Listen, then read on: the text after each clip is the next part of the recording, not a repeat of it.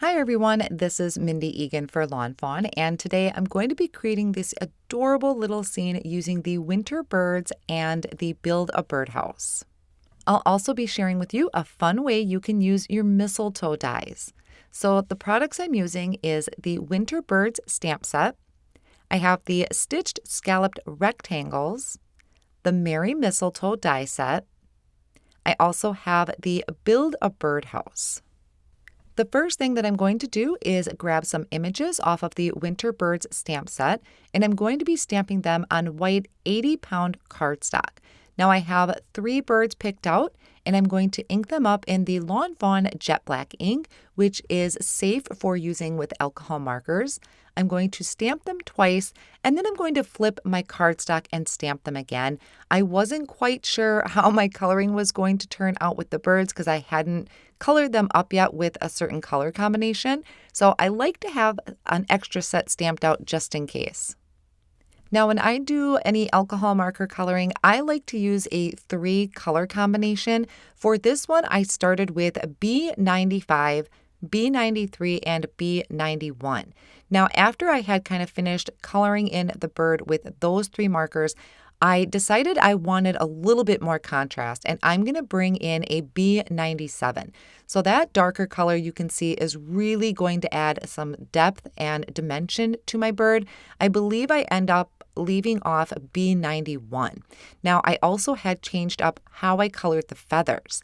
And because I had kind of flipped where the darker color was, I can take my B91 and kind of color in between those areas. The B91 has more of a colorless blender in it, so it's going to kind of move or push around that darker color and help lighten that area. Now, I had picked out these colors. One of the reasons for that is because I already had a color scheme planned out for my birdhouse and the sprigs, so I wanted some colors to match. Now, a lot of my color combinations I'm using today are, I guess, kind of more muted tones, not very bright or vibrant, and that's why I chose this kind of muted blue. It's more of a country blue is what I like to call it. So that's why I'm coloring the birds in this particular color. Now, I also wanted to be matching the scarves to that. The original plan for this card design was to make it more of a fall-inspired card project, but it ended up looking a little bit more winterish, which I think is still beautiful. Now, I came in and I added YR65 for the beak and T2 to the side of the faces just for a little bit of shadow. For these scarves, I am using R85, R83, and R81. And that is definitely going to match my color combination on the front of my card. Normally, I think I kind of color my images and then design my card and the colors I'm going to use, but this time I did it opposite. Now I'm taking the coordinating dies, holding them down with a low tack tape, and die cutting those out. So I set the birds off on the side, and I have a piece of Kraft Cardstock that is cut to 4 1/4 by 5 1/2. I placed that into a splat box that I have some paper towel down at the bottom to catch any excess splatters, and I have some white paint that I mixed with a little bit of water that I'm going to add splatters to the background. I'm also going to bring in some gold perfect pearls. I put a little bit of that powder down, added some water, and adding flicks of this to the background as well. I really love adding splatters. I think it's just a nice way to kind of add a little bit of interest to an otherwise very clean and simple background. So either way will work. Now, one other thing I wanted to do was I took some Walnut Ink, I squished it down onto my work surface, added a little bit of water to that, and then I'm going to splatter this down. Now, one of the reasons I brought in the brown was, guys, I still thought I was going to be making a fall card. So whether fall or winter, the brown still works out. To frame my design, I am going to be taking the Stitched Scalloped rectangles. I think I used the second largest one, and I die cut it twice from some white cardstock. This is going to give kind of a resting place for my images. I'm going to add some liquid glue behind one of them and layer these together. This is just adding some stability because 80-pound cardstock doesn't have a lot of stability to it. You could also cut this from 100 or 110-pound cardstock to make it a little bit more stable. So off screen, I have already die cut a bunch of pieces that I keep in a little dish. I'm going to start by bringing in my birdhouse. Now the birdhouse itself, I die cut from Woodgrain white cardstock, and the top of the house, I die cut from some dark brown Woodgrain cardstock.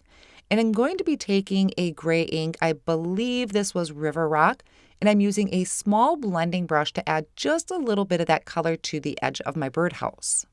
Then I'm just going to take my liquid glue, add a little bit of that to the back of my pieces here, and using my tweezers, I'm going to put my birdhouse together. I love this birdhouse. It's super cute and really easy to put together. Now the center part, I wasn't quite sure what I was going to do with that yet, so I left that open for right now. Now these are the pieces from the Merry Mistletoe. I die cut it from paper bag cardstock, sage leaf, I believe it is, and pencil eraser. I also have the bow there die cut from Ballet slippers cardstock. So I'm going to add these berries to my sprigs, and I just put a little bit of liquid glue onto the ends, and I'm picking these up with this pickup stick or wax tool, whatever you use for your embellishments. I'm just using that to pick up those berries and add them over my dot of glue. So I went through and did all of those sprigs with the berries, and here I'm just going to lay out my idea, trying to get an idea of where everything is going to fit. I'm going to layer up those sprigs and those leaves behind the birdhouse. Now, if you change up the color of your berries, that would also help kind of transform the card into more of a fall scene if you brought in maybe a yellow or an orange. For some reason, I just really liked the pencil eraser color with that sage leaf. I'm also going to go ahead and put my bow together. I decided to use this bow for the front of my card because this one is a little bit bigger. I went ahead and die cut out that centerpiece for my birdhouse out of Narwhal Cardstock. Now these doors I believe can fold open, but I'm going to leave mine closed. Now, a last minute thought I had was to add some splatters to my sprigs and my leaves. If I would have been thinking ahead, I would have just gone ahead and done everything all at once with the background, but I didn't think of this till afterwards. So I'm adding the white splatters, and I'm also bringing back in some of those gold splatters. And that really does kind of give it that winter vibe a little bit. I'm going to add a little bit of liquid glue behind my sprig and layer it on top of my leaves. I thought it would be just a lot easier to put all of this together behind the birdhouse before I attach it to the front of the card. Now you just want to be careful and make sure you're giving your splatters time to dry. I got a little bit of white paint on my fingers and my work surface, but it's okay because they're splatters. They're not meant to be perfect. So I went ahead, added liquid glue to the ends of my branches, and then adding the birdhouse over the top. And I love how that came out. You wouldn't even think that they were mistletoe. To start assembling my card front, I'm taking some thin foam strips and I'm adding it behind my frame so that it's going to pop it up and give it a little bit of dimension. And I also like how it really kind of separates it from the background. So then I'll remove the backing of that foam tape and place that on the center of my card front. Now this may be a type of card, if you decide to recreate it, it may be the type of card that you may not want to mail, or if you do, it's probably going to take a little extra postage because I do come in with quite a few variations of foam tape and foam squares. For the back of the birdhouse, I did just kind of the regular foam squares. I only added it to the back of the birdhouse. I didn't bother doing it with these sprigs.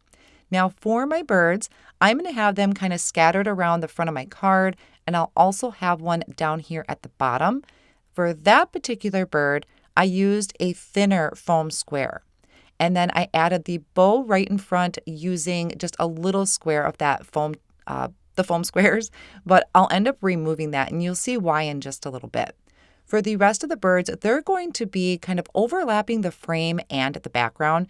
So I went ahead and I added a regular foam square and a thin foam square. So there are two different, like depths of foam squares. And by adding those two different thicknesses, that is going to balance it out so it is flush with my frame. Because now remember, I went ahead and added foam strips behind the frame. So by adding those two different thicknesses of foam squares, that balances it out so it's nice and flush. The sentiment I'm going to be using comes off of the Wavy Sayings stamp set. I die cut out a wavy banner that's going to fit that sentiment. and I die cut it out of pencil eraser cardstock. I'm placing this onto a sticky mat that I have in my Misti stamping tool. I prepped that with an anti-static powder tool, and I'm going to ink up my sentiment in the Yeti ink, which is a white pigment ink. I'm going to stamp that down just very gently. I don't want to push too hard. And then I can pick that up with my tweezers and sprinkle on some white embossing powder. Now here's a couple fun tricks for you with embossing. I noticed before I heat set this that I had some stray embossing powder on there. So I'm taking a very, very tiny paintbrush. I'm kind of brushing away those extra pieces of embossing powder. Then I'm going to heat set that with my heat tool. Now I noticed I didn't catch all of the pieces of embossing powder. There's still just kind of some random pieces there that now are heat set. So I'm going to bring in my craft pick and I'm going to just carefully scratch those away. You don't want to push real hard, just kind of carefully scratch them away, and most of them really just come right off after that. I decided I wanted this towards the bottom of my card, but my bow was just a little bit too high because my sentiment is going to end up overlapping that. So I'm going to just carefully remove the bow and remove that foam square that I had there, and instead I'm just going to use some liquid glue to attach the bow. So that way I'm able to put my sentiment overlapping the bottom pieces. Now here I'm going to be using those foam squares once again, but I'm only placing it down towards the bottom of my banner because the top part is going to overlap and already be lifted up. Now that one again, I did use the 2 different thicknesses of foam squares. I added liquid glue over the top, and then I could place that down at the bottom of my card so everything is nice and flush. Now here I'm going to add just a little bit of sparkle. I'm bringing in the Sparkle Glaze pen from Lawn Fawn, and then I'm going to bring in a white gel pen and add highlights to the birds, kind of around their wings, around their head, the scarves. So just the birds that I really added the white gel pen to. And then I'm going to call it good. So even though this did not turn into the fall card that I wanted it to, I think it came out even better than I had planned. I loved using that mistletoe as sprigs behind my birdhouse and these adorable birds. I will have all of the supplies listed down below in the video description and over on my blog. Thank you so much for joining me today, and I'll see you again real soon.